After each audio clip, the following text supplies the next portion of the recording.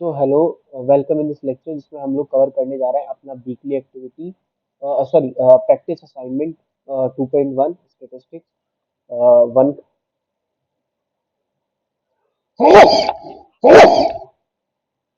Sorry, statistics one का हम लोग यहाँ से प्रैक्टिस असाइनमेंट 2.1 सॉल्व कर रहे हैं। ठीक है, स्टेटिस्टिक्स वन का।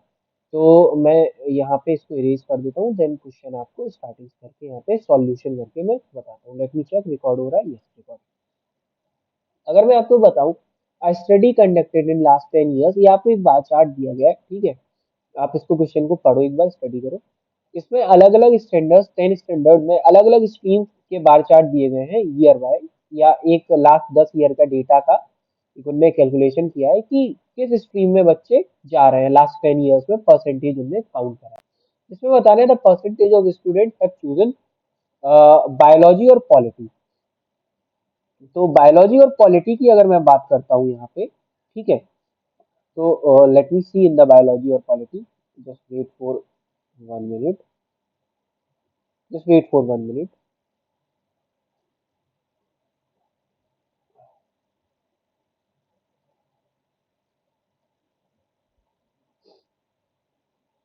Just wait for 1 minute, I have to connect my board.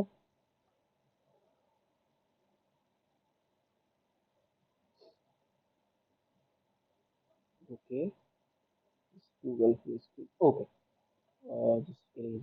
तो मुझे क्या कैलकुलेट करना है, मुझे बायोलॉजी एंड पॉलिटी जो है, बायोलॉजी एंड पॉलिटी इनका परसेंटेज बताना है। तो बायोलॉजी प्लस पॉलिटी हम करेंगे बिकॉज और है, और के केस में हम लोग एडिशन करते हैं। तो बायोलॉजी बार चार्ट में आके बायोलॉजी का परसेंटेज देखेंगे, दैट इज 10%।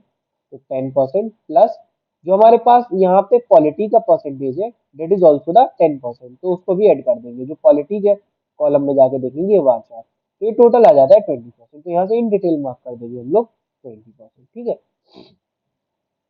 अब मैं बात करता हूँ, ये यहाँ पे फीडबैक यानी कि यहाँ पे सॉल्यूशंस यहाँ पे दे रखे हैं, तो ये सॉल्यूशन भी आप लोग यहाँ से रीड कर सकते हैं वीडियो को पॉज कर।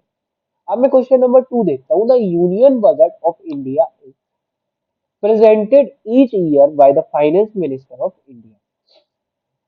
फाइनेंस मिनिस्टर ऑफ इंडिया ने क्या किया, जो बजट पेश किया, यूनियन बजट, उसका एक बार चार्ट आपको दिया है। ठीक है, जिसमें क्या क्या पॉइंट्स थे, जिसमें सच जो उसके सेक्टर्स थे कि किस किस पे कितना उन्हें इन्वेस्ट करना है, that is food, petroleum, fertilisers and others.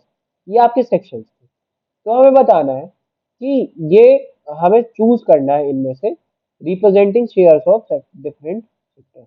All slices have different colours. तो देखो, ये क्या है, हमारा एक मिसलीडिंग बार चार्ट है, मिसलीडिंग बार चार्ट। तो हमें बताना है मिसलीडिंग क्यों है। और स्लाइसेस हैव डिफरेंट कलर इसलिए मिसलीडिंग है, नहीं, ये तो होना ही चाहिए। There is no legend containing the name and shape of each others. देखो यही है, हमने क्या किया, कोई भी लेवल नहीं डाला, कोई भी नाम नहीं डाला कि 45% फूड का है कि पेट्रोलियम का है, ये हमने कुछ मार्क नहीं किया, तो इसीलिए ये मिसलीडिंग। ठीक है, देन मूव होते हैं नेक्स्ट क्वेश्चन की तरफ। A garment retailer keep record of profits on all his products. Profit of last 2 years as shown in the figure. ठीक है, लास्ट 2 इयर्स का प्रॉफिट यहाँ पे दिया गया। अब बताना है pie chart is misleading because it is displayed are principal. Pie chart is misleading because profit has been round off. ठीक है, pie chart is not labeled well. Yes, pie chart is not labeled well because यहाँ पे कोई labelling उसकी नहीं करी गई है, सॉरी, लेबलिंग करी गई, ये रही लेबलिंग। तो फिर क्या ऑप्शन हो सकता है, लास्ट ऑप्शन है pie chart is not misleading, नहीं मिसलीडिंग है।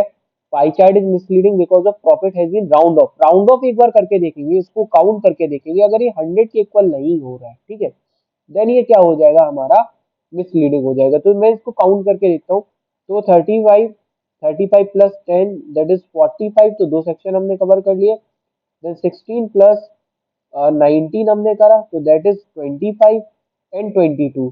एंड इन सबको हमने ऐड कर दिया, 45 प्लस 25 प्लस 22, तो that is not equals to 100। तो ये हमारा राउंड ऑफ नहीं है। तो ये वाला ऑप्शन, आई होप मुझसे थोड़ी गलती होगी, ये वाला ऑप्शन हमारा pie chart is misleading because profit has not been round off. ये वाला ऑप्शन जो हमारा है वो सही है। Choose the correct statement from the following. More than one option can be correct. ठीक है। Two datasets having the same frequency distribution will always have the same relative frequency। तो देखो हमारे पास क्या है, दो डेटा सेट है जिनके पास क्या है, सेम फ्रीक्वेंसी है। ठीक है। Distribution will be always the same relative frequency. Yes, अगर सेम फ्रीक्वेंसी हमारे पास है दो डेटा सेट की, तो उनकी रिलेटिव फ्रीक्वेंसी भी तो जो हम निकालते हैं वो भी तो सेम ही आएगी हर कंडीशन में। तो रिलेटिव फ्रीक्वेंसी भी तो यहाँ से सेम ही हो जाएगी। ठीक है। तो पहला वाला ऑप्शन ये सही है। Two data set having same frequency distribution can not be have the same frequency. तो ये ऊपर वाला सही है, तो नीचे वाला तो ऑब्वियसली ही गलत हो जाएगा। Two data set having the same relative frequency will always have the same frequency distribution. देखो ये ऑप्शन सही है, the having the same frequency will always have the same frequency distribution. ठीक है। और अगर ये सही है तो नीचे वाला तो ये ऑटोमेटिकली गलत ही है। और देखो frequency upon table, frequency upon total होता है, ये हमें यहाँ पे डिस्क्रिप्शन भी दिया गया है नीचे। ठीक है।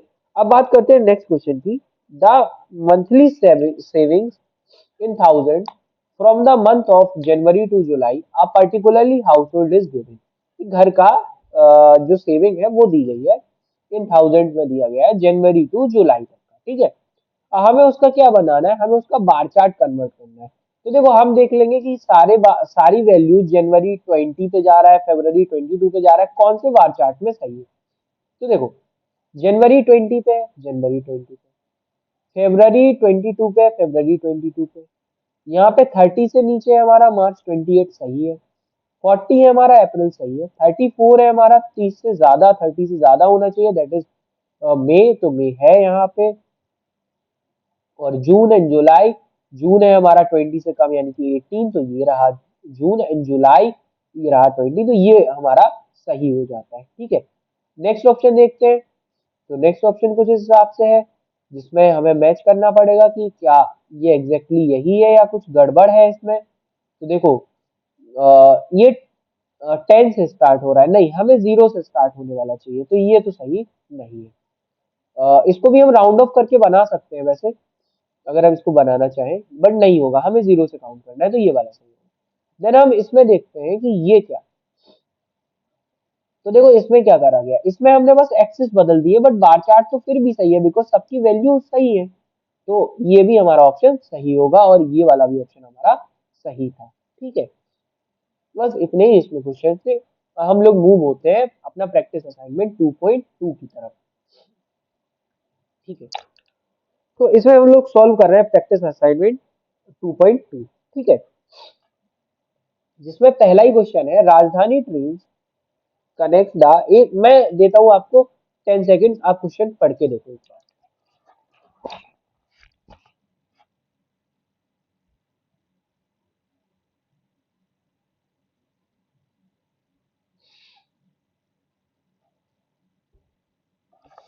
Time coming, then just wait for it.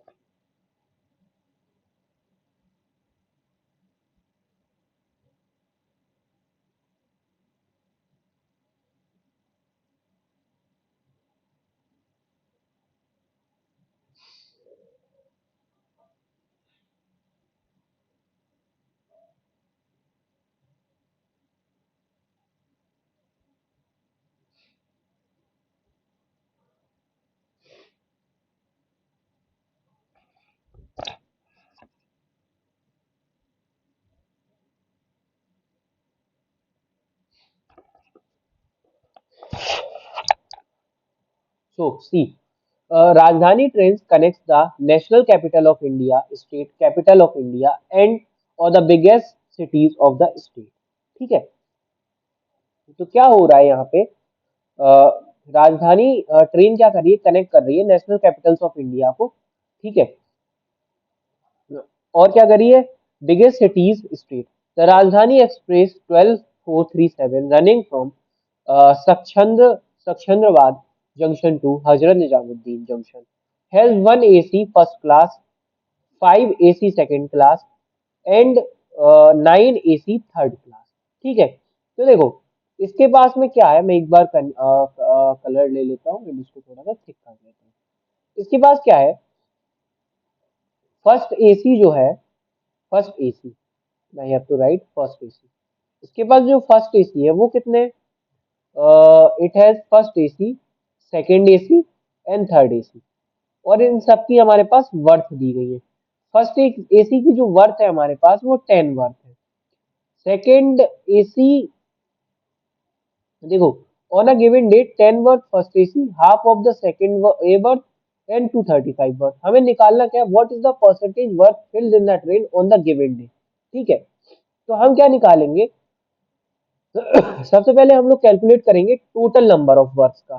ठीक है, तो total number of words calculate करने के लिए हम लोग सबसे पहले देखेंगे कितने कितने वर्ड्स हैं। तो देखो, first day second day third day में हमारे पास 18 वर्ड, 60, 48 वर्ड और 64 वर्ड, इस बेसिस पे हमारे पास वर्ड्स थी। ठीक है, तो हमें क्या करना है, सॉरी, हमें क्या करना है, सबको काउंट कर लेना है। तो हम टोटल वर्थ निकालेंगे, तो टोटल वर्थ निकालने के लिए हमें सारा कुछ ऐड करना है।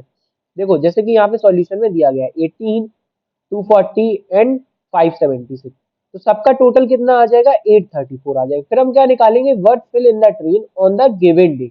जो गिवन डे हमारे पास वर्थ फिल्ड है, हम वो वर्थ निकालेंगे। तो गिवन डे कितनी थी, फर्स्ट डे में थी 10 फिल्ड, एंड सेकंड ए में थी हमारे पास 120 फील्ड, एंड थर्ड ए में थी हमारे पास 275 फील्ड। तो इन सबको हम जब कैलकुलेट करेंगे तो इसके जो हमारे पास टोटल आएगा दैट इज 405। ठीक है, हमें क्या निकालना है, परसेंटेज, तो हम क्या रखेंगे, सबसे ऊपर रखेंगे 405 अपॉन 834 टोटल इंटू 100 कर देंगे, देन हमारे पास यहाँ से परसेंटेज ये आ जाएगी। ओके, हमें क्या बताना है, what is the relative frequency of 3A work among total work unfilled in the train on the given day. हमें बताना है what is the relative frequency of 3A work. तो 3A बर्थ में एक बार देखो, सबसे पहले 3A बर्थ को हमें किसके रिस्पेक्ट में बताना है, व्हाट इज द रिलेटिव, देखो 3A बर्थ की हमें बताना है अनफिल्ड।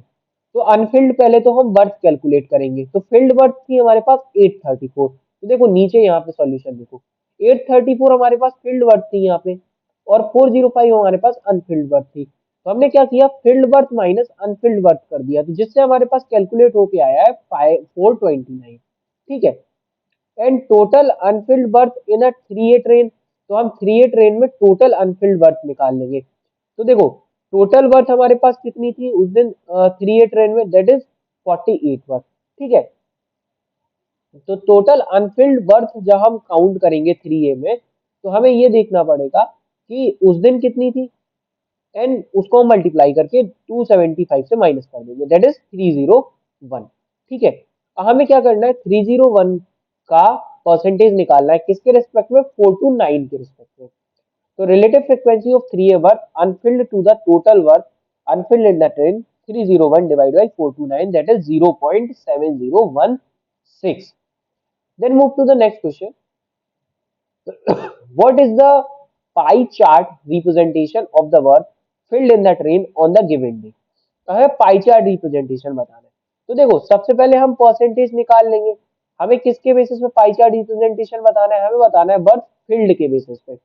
तो वर्थ फील्ड कितनी थी, वर्थ वर्थ फील्ड यहाँ से देखो, 10 वर्थ थी फर्स्ट डे में, और half of the 2A worth and 275 3A worth. ठीक है, ये हमारे पास फील्ड थी। तो हम क्या करेंगे, हम यहाँ पे जाके ये पाई चार्ट में पहले देखेंगे number of first A coach. तो 10 फील्ड थे, नंबर ऑफ 2A कोच 120। ठीक है, क्योंकि ये डबल थे जितने वो वर्थ थे, और नंबर ऑफ 3A फील्ड 275। तो हम क्या, इंडिविजुअल सबका परसेंटेज निकाल लेंगे फील्ड के बेसिस पे। तो फर्स्ट ए का जब परसेंटेज हम लोग कैलकुलेट करेंगे तो 10/405 करेंगे। ठीक है, ये हमारे पास टोटल है, और इसका जब परसेंटेज निकालेंगे दैट इज 2.47%। फिर परसेंटेज ऑफ 2A फील्ड करेंगे। ठीक है, तो 120 हमारे पास टोटल था, और 405 से डिवाइड करेंगे इंटू 129.5। फिर 275 से हम लोग 405 से डिवाइड करेंगे 275 को, दैट इज 67.9%। फिर बस वही परसेंटेज हमें चेक कर लेनी है बाई चार्ट में, और क्वेश्चन करते टाइम तो वही परसेंटेज हम चेक कर लेंगे, जिस ऑप्शन में सही बैठेगा, इसमें सही बैठ रहा था तो हम इसको मैच कर लेंगे, देन हम इसको कैलकुलेट कर लेंगे। ओके, देन मूव होते हैं अपने क्वेश्चन नंबर 4 की तरफ। A contact of sport jersey of 45 players, a contact of sport jersey of 45 players in a team is being given to the vendor. Vendor को दी गया है, कॉन्टेक्ट दिया गया 45 जर्सीज का, ठीक है। 45 जर्सीज का यहाँ पे क्या दिया गया, टेंडर दे दिया है, ठीक है। अब क्या है, इन अ टीम, अब आगे क्या हो रहा है, आगे ये हो रहा है कि all the players except two give their preferred size from among the categories XL L M, उनमें से क्या दो लोगों ने अपना प्रेफर्ड साइज नहीं दिया है, ठीक है, ए और बी। तो क्या होगा, साइज फिट देम। अब क्या होगा, two players A and B do not know which size will fit them, दो लोग उनमें से नहीं जानते हैं कि कौन सा साइज उन्हें फिट होगा। तो अब देखो, हमें बताना क्या, a player A knows that most of the players have similar physics to him, which jersey can he order, ठीक है। अब देखो, size M jersey if it is the mode of the size, देखो अगर मोस्टली लोगों को M size की Jersey आती है, जो उसका मोड है, तो वो एम साइज की जर्सी अपने लिए ऑर्डर करेगा, ठीक है। अगर size S Jersey is the mode of the size of the Jersey, तो वो साइज एस की वो करेगा, ठीक है। अगर उसको लगता है कि M jersey is the median, median से कोई मतलब नहीं है, ठीक है। मीडियन से क्या कब मतलब होगा, size H Jersey is the median of the size of the jersey. देखो, मुझे लगता है कि ये केवल दो ऑप्शन ऊपर की सही होने चाहिए, बिकॉज अगर मॉड सही है तो वो मॉड के बेसिस पे कैलकुलेट करके दे देगा, ठीक है। अब आगे चलते हैं। The 43 chosen jersey size are arranged in the increasing order of size। 43 chosen jersey, 43 jersey का क्या किया, अरेंज कर दिया इंक्रीजिंग ऑर्डर के फॉर्मेट में साइज के। If player B knows that his jersey size approximately equal to the jersey, देखो उसने क्या किया कि जर्सीज को साइज के फॉर्मेट में, कि साइज इंक्रीजिंग के फॉर्मेट में, कि पहले S S S, then medium, ठीक है, then large, then extra large, ऐसे बढ़ते हुए क्रम में अरेंज कर दिया जर्सी को।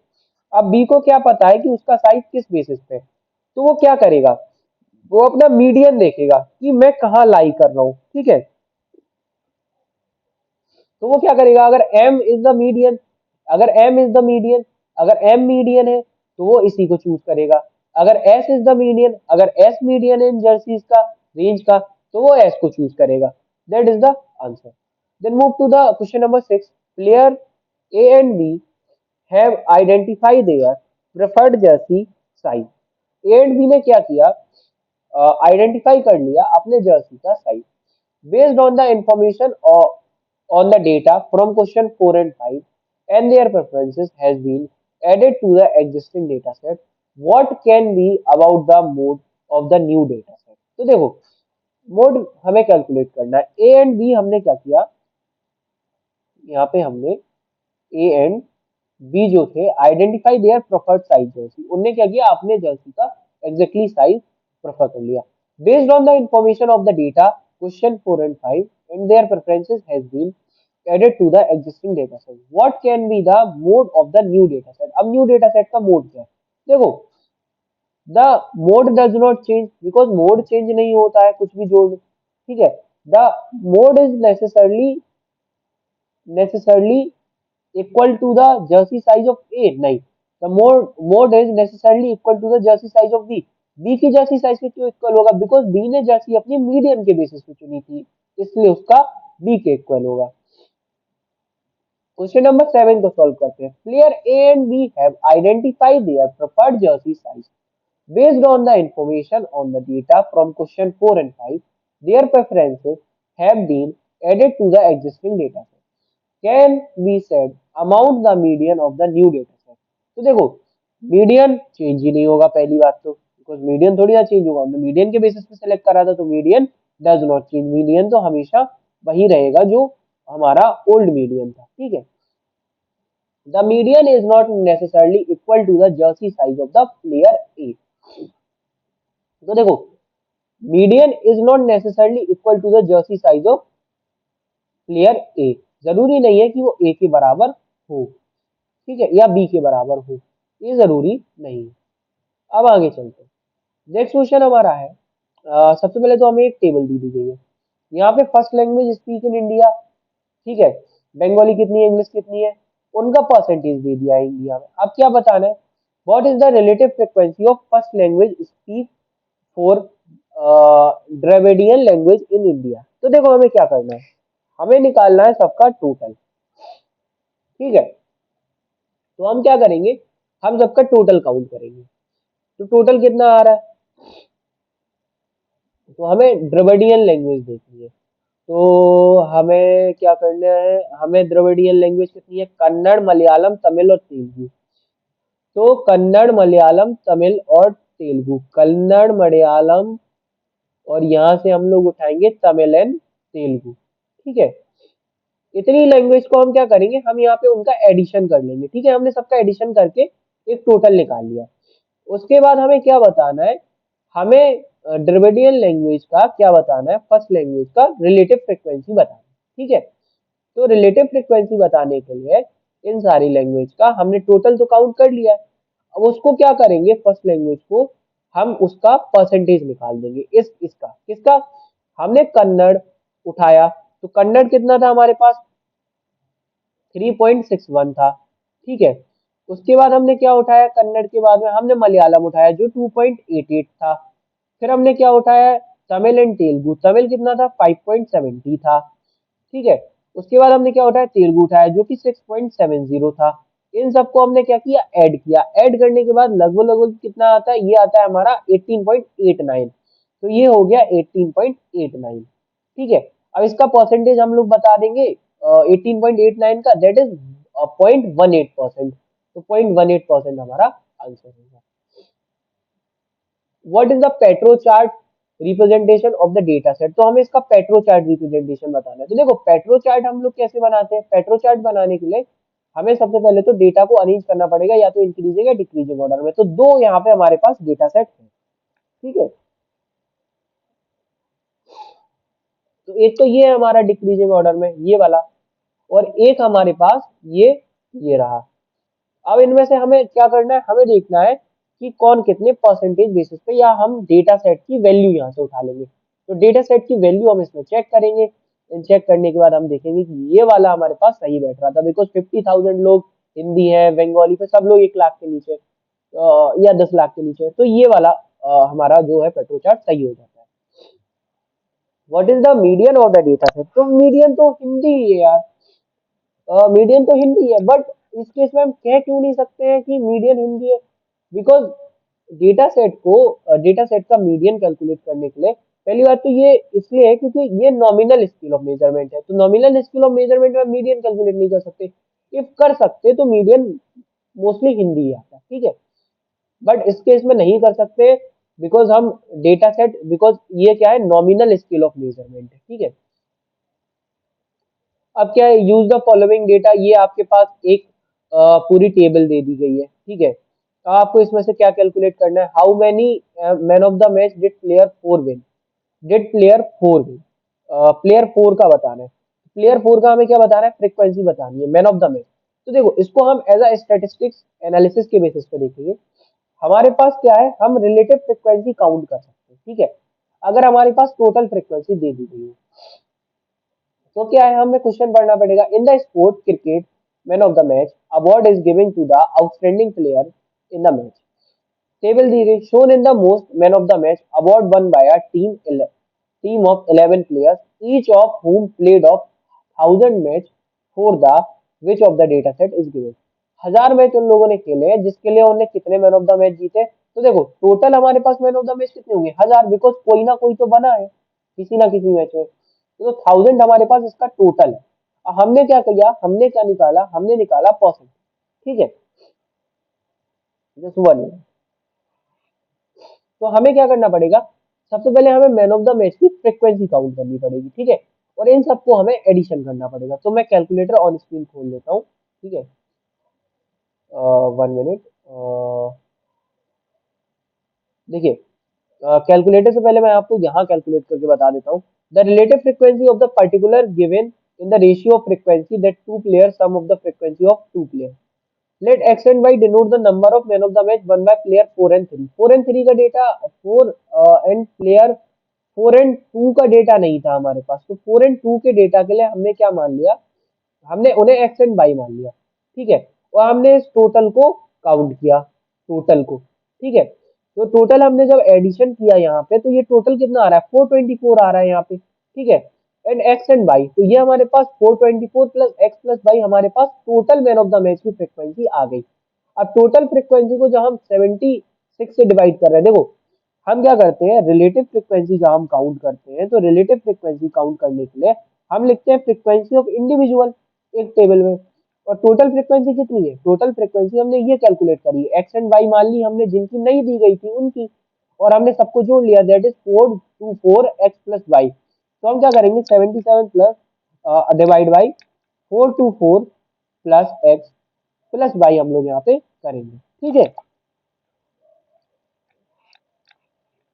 तो इससे हमारे पास क्या आ जाएगी, रिलेटिव फ्रिक्वेंसी 0152 यहाँ पे हमारे पास दी गई है। ठीक है, जब रिलेटिव फ्रिक्वेंसी हमारे पास यहाँ पे दी गई है, तो हम इससे इक्वेशन बनाएंगे। तो हमारे पास एक इक्वेशन ये बन गई सॉर्ट आउट होके। ठीक है, इक्वेशन ये रही, मैं इक्वेशन आपको बताता हूँ कि कैसे बनी है। ठीक है, तो 76 इज इक्वल्स टू 424 इंटू में 0.152। ठीक है, प्लस यहाँ पे 0.152 एक्स प्लस 0.152 वाई। ठीक है, ये हमारे पास इक्वेशन है। ठीक है, अब इस इक्वेशन को हम फर्दर सॉल्व करेंगे, तो हम यहाँ पे लिखेंगे 76। ठीक है, जस्ट 1 मिनट, 1 मिनट, 1 मिनट।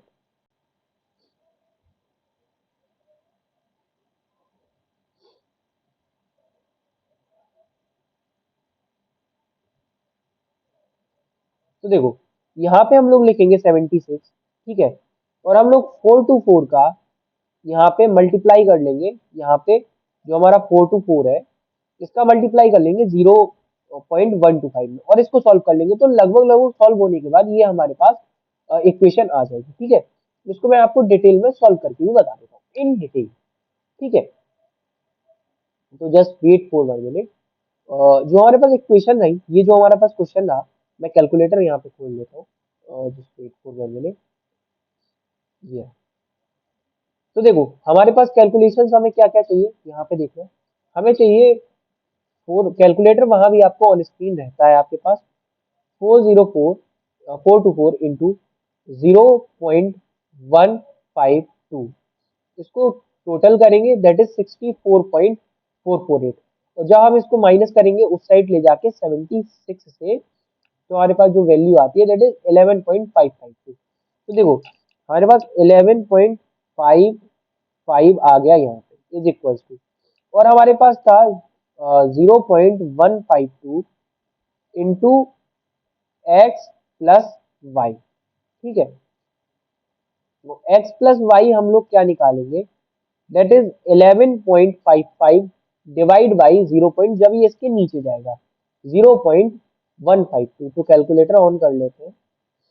ठीक है, एंड 11.55 डिवाइड बाई 0.152, तो 75.98, यानी कि 76 लगभग लगभग ये हमारे पास आ जाता है। तो इसको हम लिख लेंगे 76। ठीक है, तो ये इक्वेशन हमारे पास बन गई, जो कि आपको सामने दिख रही है। अब मैं सब कुछ इरेज करता हूँ, बिकॉज सॉल्यूशन मैंने आपको बता दिया। अब मैं आपको एक्सप्लेन करता हूँ कि पूरा क्वेश्चन हम लोग कैसे सॉल्व करेंगे। कैलकुलेशन पार्ट मैंने आपको बता दिया। ठीक है, ये बहुत सारे लोग कैलकुलेशन भी मिस्टेक कर देते हैं आईआईटीएम में, तो हालांकि क्या ही मैं बोलूँ, लेकिन मैंने आपको सॉल्यूशन बता दिया। ठीक है, अब देखो ये रही आपके पास इक्वेशन, जिसको सॉल्व करके हमने क्या बना लिया था, x plus Y is equal to 75। Same इसी टाइप से हम लोग प्लेयर 4 के लिए भी काउंट करेंगे। अभी ये प्लेयर 2 के लिए करा था, अभी ये प्लेयर हमने किसके लिए करा था, हमने प्लेयर 10 के लिए निकाला था। अब यही सेम चीज हम लोग क्या करेंगे, एक इक्वेशन बनाने के बाद एक्स एंड वाई हमने बना लिया है। अब हम क्या करेंगे, रिलेटिव फ्रिक्वेंसी प्लेयर 4 की देखेंगे। तो X upon 4 to 4 plus x plus Y, इसके लिए क्या था, हमने एक्स माना था इधर। तो हम इसी के लिए इक्वेशन क्यों बना रहे हैं, क्योंकि इसकी हमें रिलेटिव फ्रिक्वेंसी दी गई है, तो इसके लिए हमने क्या बनाई, इक्वेशन बनाई। वो सॉल्व करके उस इक्वेशन को हमने शॉर्ट फॉर्म में लिख लिया।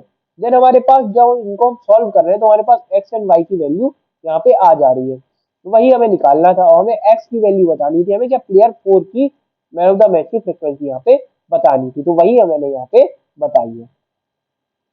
और कितने क्वेश्चन इसमें है, ओके। नेक्स्ट क्वेश्चन देखते हैं। नेक्स्ट क्वेश्चन देखते हैं यहाँ पे। Question, how many man of the match award did player 2 win. तो प्लेयर 2 का हमारे देखो, प्लेयर 1 का 57 आया, प्लेयर 2 का हमारे पास 19 आया है, तो यहाँ पे हम क्या लिख देंगे, इसका आंसर हो जाता है 19। ठीक है, अब आगे चलते हैं, नेक्स्ट क्वेश्चन देखते हैं। Next is 2.2 represents the browsers used by a total 2400 student, 2400 student। ठीक है, तो 2400 स्टूडेंट्स का हमारे पास ब्राउजर यूज का डेटा है कि गूगल क्रोम इतने लोग हैं, मोजिला फायरफॉक्स इतने लोग हैं, सफारी इतने लोग हैं, इंटरनेट एक्सप्लोरर इतने लोग चला रहे हैं, अदर इतने हैं हमारे पास। ठीक है,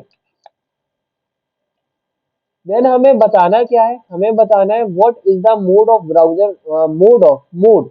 मोड का मतलब क्या होता है कि जो सबसे ज्यादा हमारे पास जिसकी फ्रिक्वेंसी होती है उसे हम क्या कहते हैं, उसे ही हम अपना मॉड कहते हैं। तो मॉड सबसे ज्यादा फ्रिक्वेंसी यहाँ पे किसकी है, यहाँ पे परसेंटेज टेबल में, तो ये देखो, गूगल 50, तो गूगल क्रोम का कितना है 50, तो गूगल क्रोम ही हमारा यहाँ पे मॉड हो जाएगा, गूगल क्रोम। मॉड क्या होता है, जिसकी फ्रिक्वेंसी सबसे ज्यादा है, जो सबसे ज्यादा बार चार्ट में हो। ठीक है, then next question, identify the correct pie chart. तो देखो 50% हमारे पास है गूगल क्रोम, देन 10.4% है, then Mozilla, then Internet Explorer, then Safari, तो यही ऑप्शन हमारे पास सही है। एक बार हम देख लेते हैं कि हमने सारा परसेंटेज डेटा सही लिया है कि नहीं, बस वही हमें मैच करना है कि कौन कितने परसेंटेज इसमें होल्ड कर रहा है एक बार चार्ट में। ठीक है, देन मूव होते हैं हम अपने नेक्स्ट क्वेश्चन की तरफ। Find the number of student who use Google Chrome for browsing. तो देखो, हमें नंबर ऑफ स्टूडेंट्स निकालने हैं। यहाँ पे देखो ऊपर आके, जो लोग क्या करते हो, जो लोग गूगल क्रोम को यूज करते हो ब्राउजिंग के लिए, तो 50% स्टूडेंट्स यूज करते हैं, तो 2400 का हमें निकालना है 50%। ठीक है, जो कि कितना होगा हमारे पास 1200, क्योंकि 2400 का 50% हमारे पास 1200 होता है। तो हम यहाँ क्या करेंगे, हम यहाँ पे 1200 मार्क कर देंगे, या फिर 1200 अगर हमें फिल करना है तो हम फिल कर देंगे। अब देखो question number 16 and 17, use the information given below to answer the following question 16 and 17। Response given by student in the class for a true false question asked by a teacher। तो ये आपके पास response है। आपको बताना क्या है, आपको बताना है choose the correct statement from the following. ठीक है, choose the correct statement from the following. The mode of response is true. तो देखो सबसे ज्यादा बार क्या आकर हो रहा है, मैं एक बार इसको जूम कर देता हूँ। ठीक है, सबसे ज्यादा बार ट्रू फॉल्स, ट्रू फॉल्स, तो हम यहाँ क्या करेंगे, हम ट्रू और फॉल्स की एक टेबल बना लेंगे जिसमें हम उनकी फ्रिक्वेंसीज लिख लेंगे। ठीक है, तो अगर मैं ट्रू की फ्रिक्वेंसी की बात करूं तो ट्रू कहाँ कहाँ आकर हुआ है, यहाँ ट्रू आया है, ये 2, ये 3, ये हमारे पास 4, ये हमारे पास 5, ये हमारे पास 6, ये हमारे पास 7, ये हमारे पास 8। 8 टाइम्स हमारे पास क्या आया है, ट्रू आया है। ठीक है, अब अगर मैं कहूँ आपसे कि आपको क्या करना है, 8 टाइम्स ट्रू के सामने लिख लेना। ठीक है, अब आपको काउंट करना है फॉल्स को, तो 1 2 3 4 5, 5 टाइम्स हमारे पास क्या आया है, फॉल्स आया है। ठीक है, तो यहाँ पे जाके मैं लिख लूंगा अपना 5 टाइम्स फॉल्स। ठीक है, अब क्या है, द मोड ऑफ ट्रू, हाँ ट्रू मोड है। ट्रू क्यों मोड है, ट्रू इसलिए मोड है बिकॉज 8 टाइम्स हमारे पास ट्रू आ रहा है। ठीक है, तो ट्रू मोड होगा क्योंकि ट्रू की फ्रिक्वेंसी ज्यादा है, जिसकी फ्रिक्वेंसी ज्यादा होती है या जो बार चार्ट में हाइट जिसकी ज्यादा होती है उसी को हम लोग क्या कहते हैं, हम लोग अपना मॉड कह देते हैं। ठीक है, उसी को हम लोग क्या कहते हैं, अपना मोड कह देते हैं। ठीक है, अंडरस्टूड। देखो which can be said about the median of the response. Median के बारे में क्या सही है? Median of the response is true, ठीक है।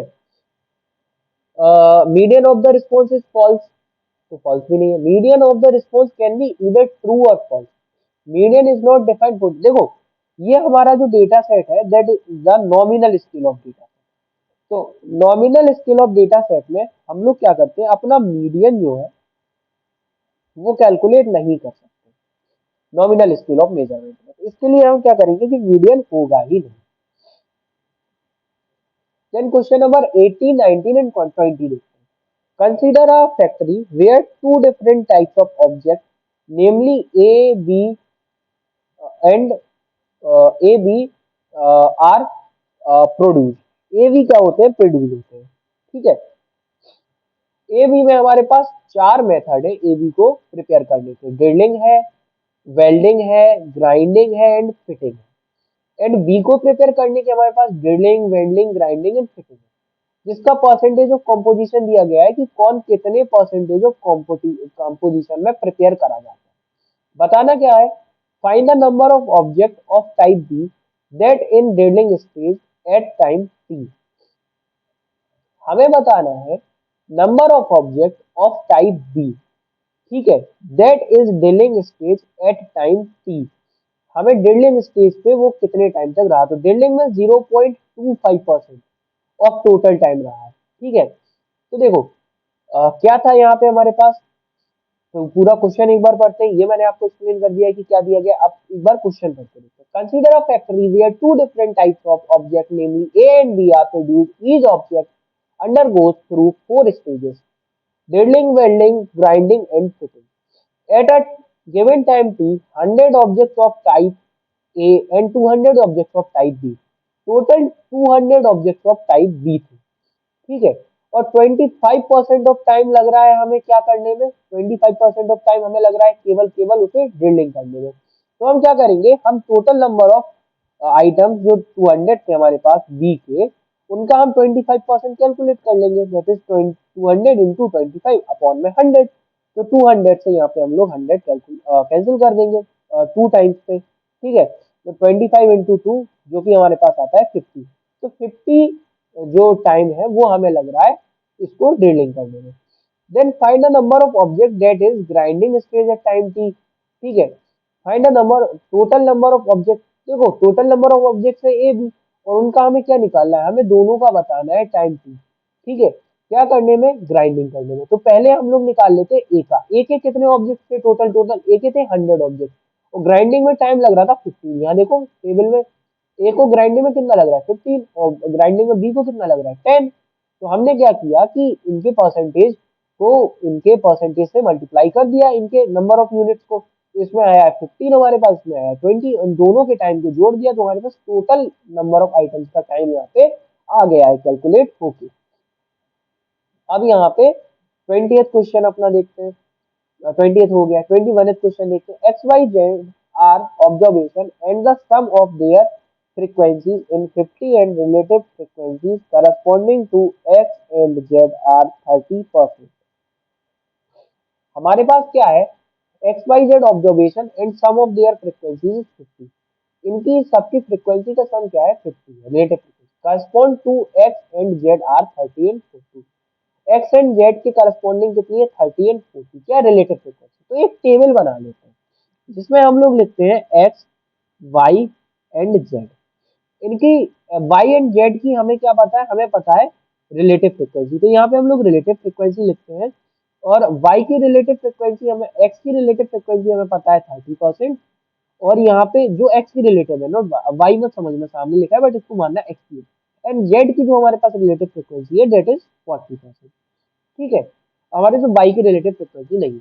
On the basis of given data answer दो। The frequency of correspond to by will be. By के करस्पॉन्ड हमें फ्रीक्वेंसी निकालनी है। देखो टोटल फ्रीक्वेंसी कितनी दी गई है यहाँ पे? टोटल फ्रीक्वेंसी दी गई है 50, ठीक है। अब देखो एक्स की फ्रीक्वेंसी तो हमारे पास है नहीं। एक्स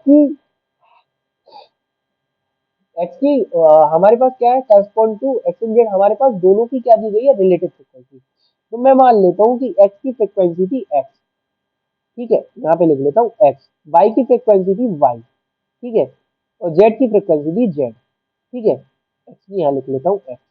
तो एक्स की फ्रिक्वेंसी मैंने लिख ली एक्स, और वाई की फ्रिक्वेंसी लिख ली वाई, और जेड की मैंने फ्रिक्वेंसी लिख ली जेड, ठीक है, ये तीनों की मैंने फ्रिक्वेंसी लिख ली।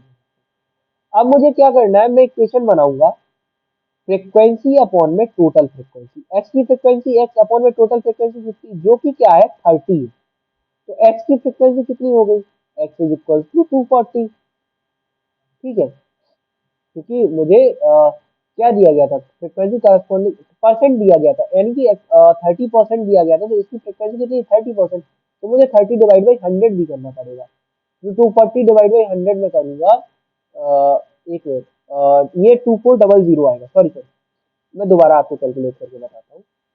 ये हमारे पास जो फ्रिक्वेंसीज है, ये हमारे पास परसेंटेज में है, यानी कि 30 डिवाइड बाई 100 लिखा हुआ है, परसेंट का मतलब क्या होता है, 30 डिवाइड बाई 100 लिखा हुआ है।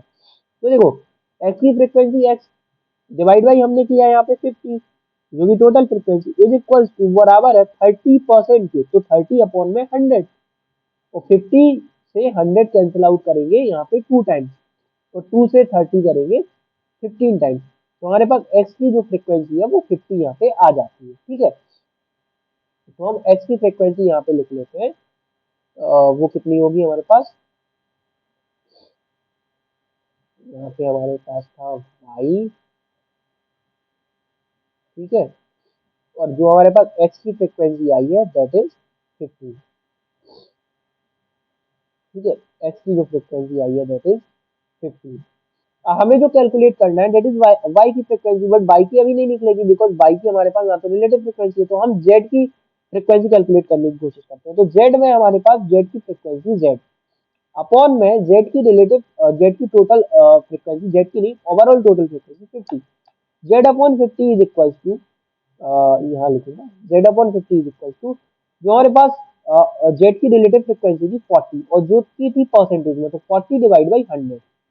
अब 50 से 100 कैंसिल आउट हुआ 2 टाइम्स, और 2 से 40 कैंसिल आउट हुआ 20 टाइम्स, तो जेड की फ्रिक्वेंसी आ गई 20, ठीक है। तो अब देखो एक बात बता रहा हूँ, मेरे पास एक्स की जो फ्रिक्वेंसी है वो 15 कैलकुलेट हो गई है, ठीक है, जो कि मैंने ये लिख रखी, ये लिखी है, और जेड की जो फ्रिक्वेंसी है वो मेरे पास कितनी आ गई है 20, और एक्स एंड जेड की टोटल फ्रिक्वेंसी मेरे पास कितनी आ गई है that is 35।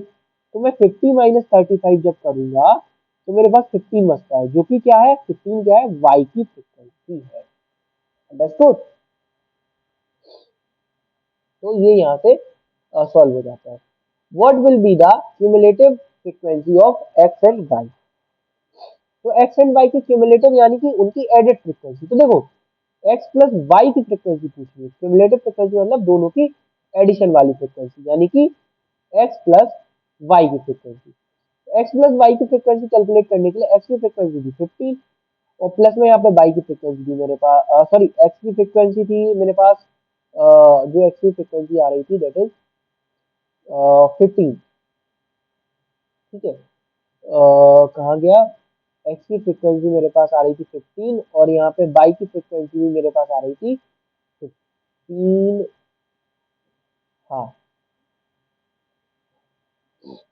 X and Z, sorry by नहीं, यहाँ पे जेड है, तो मेरे पास एक्स प्लस जेड, जेड की फ्रिक्वेंसी मेरे पास आ रही थी यहाँ पे 20, तो 15 प्लस 20 जब मैं करूंगा, 15 प्लस 20 जब मैं करूंगा, तो वो मेरे पास आ जाता है कितना यहाँ से 35, तो 35 ही आपकी क्यूमुलेटिव फ्रिक्वेंसी होगी यहाँ पे x and Z.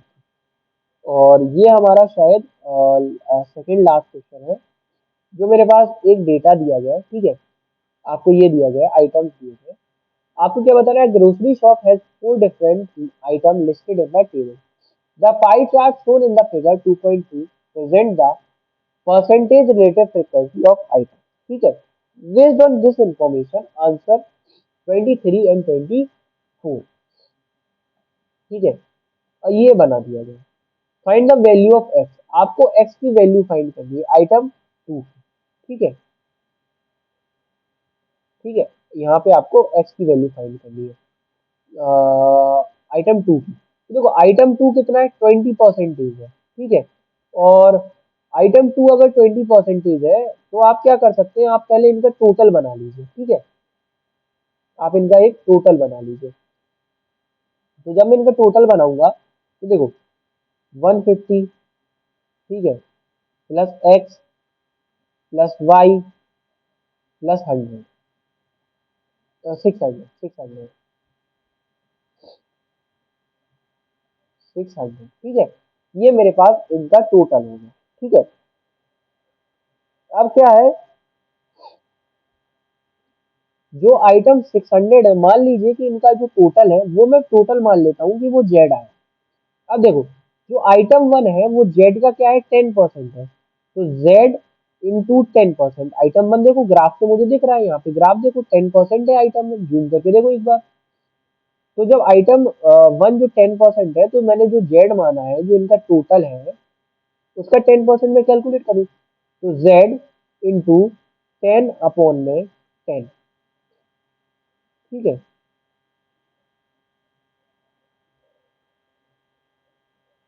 Is equals to,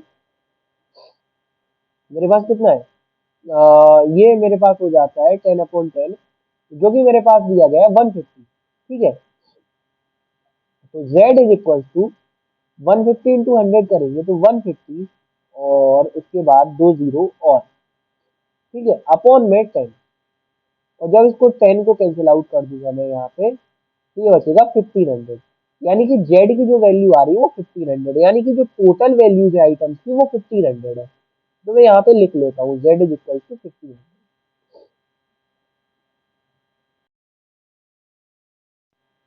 तो z इज इक्वल टू 1500 मैं यहाँ लिखने जा रहा हूँ, just wait for the minute. z is equal to 1500, ठीक है। अब 1500 का कितने परसेंटेज ऑफ एक्स है, एक्स है उसका यहाँ पे, जो आइटम 2 है दैट इज 20%। तो 1500 का 20% में कैलकुलेट कर दूंगा, 20/100, ठीक है। तो दो जीरो से यहाँ से दो जीरो खल्लास, 15 टू 30, तो 300 यहाँ पे वैल्यू आ जाती है, दैट इज 300। अब एक्स की वैल्यू आ गई 300, और बाकी सबका हमारे पास पता ही है, घटा के हम लोग निकाल लेंगे वाई की, दैट इज 450। तो ये तो अब इजी हो गया आपके लिए। तो सारा सॉल्यूशन मैंने आपको बता दिया है, दैट इज 300। वाई की कैलकुलेट करने के लिए ऐसी वाई की हमें कितना निकालना है, आइटम 3 है हमारा 30%, तो वही हम वैसे ही कर देंगे, 1500 इंटू में 30, और यहाँ पे डिवाइड बाई 100, और ये 100 से ये 15 टाइम 1500 कैंसिल आउट, 15 3 जा 45, तो 4500 यहाँ पे हमारा आंसर। आई होप ये प्रैक्टिस असाइनमेंट सारा आपको सॉल्यूशन समझ आया होगा। Thank you.